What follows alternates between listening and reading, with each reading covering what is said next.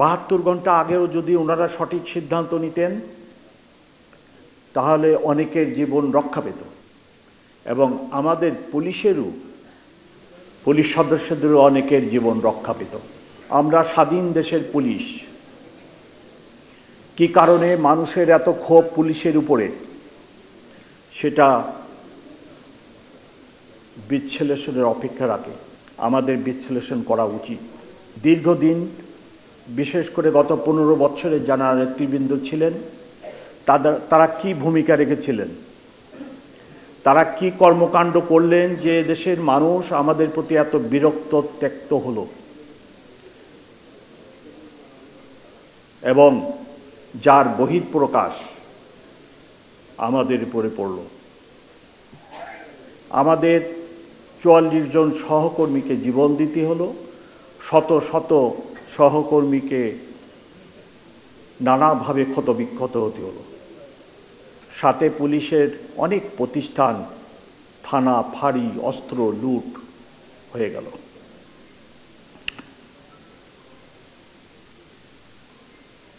পুলিশের যিনারা নেতৃবৃন্দ ছিলেন ওনারা সঠিক সিদ্ধান্ত নিয়েছেন কিনা বা নিতে পেরেছেন কিনা সেই বিচারের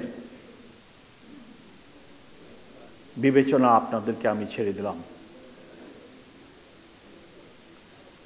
৭২ ঘন্টা আগেও যদি ওনারা সঠিক সিদ্ধান্ত নিতেন তাহলে অনেকের জীবন রক্ষা পেত এবং আমাদের পুলিশ সদস্যদেরও অনেকের জীবন রক্ষা পেত, কিন্তু সেইরূপ সিদ্ধান্ত নেওয়া হয়নি। বসুন্ধরা ডায়াপেন্ট এখন আরো উন্নত। এই হট এয়ার থ্রো টপশিট দ্রুত শোষণ করে সোনামণিকে দেয় কোমল অনুভূতি। সরকার পতনের পর রাজারবাগে বিক্ষোভ দেখা দেয় আমাদের পুলিশ সদস্যদের ভিতরে। সেখানে নানা ধরনের স্লোগান, নানা ধরনের দাবি দেওয়ার প্রশ্ন ওঠে। তার মধ্যে অন্যতম একটি দাবি ছিল, আমরা বিসিএস অফিসার চাই না। এখন পুলিশে অনেক পিএইচডি, অনেক ব্যারিস্টার। এত পিএইচডি, এত ব্যারিস্টার আমাদের কি প্রয়োজন আছে? এই পিএইচডি ব্যারিস্টার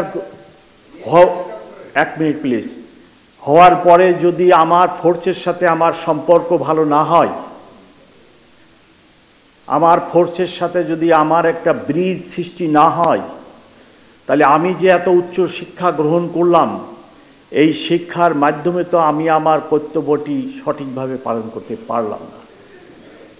তাই কর্মরত সবাইকে আমি অনুরোধ করব, আপনি যে লেখাপড়া করছেন তার জন্য অনেক কষ্ট করেন, রাত জাগেন, কিন্তু সাথে সাথে এই শিক্ষা এটাকে নিজের জীবনে সহকর্মীদের জন্য বাস্তবায়নের চেষ্টা করবেন। আমি ঢাকা মেট্রোপলিটন পুলিশের দায়িত্ব নেওয়ার পরে আমার অফিসার এবং আমার লোয়ার র্যাঙ্কের অফিসারদের ভিতরে একটি ব্রিজ সৃষ্টির জন্য যথাযথ চেষ্টা করে যাচ্ছি এবং আমার জুনিয়র অফিসাররা, বিশেষ করে যারা রাজারবাগে থাকেন এবং পাবলিক অর্ডার ম্যানেজমেন্টে থাকেন, তাদের কল্যাণমূলক যে সকল কাজ করা যায় সেগুলো করে যাচ্ছি। এবং আমার সহকর্মীরা অনেকেই জানেন, এই রাজারবাগে আমি 5 বছর এডিসি হিসেবে কর্মরত ছিলাম এবং তখনও আমি কাজটি করার চেষ্টা করেছি।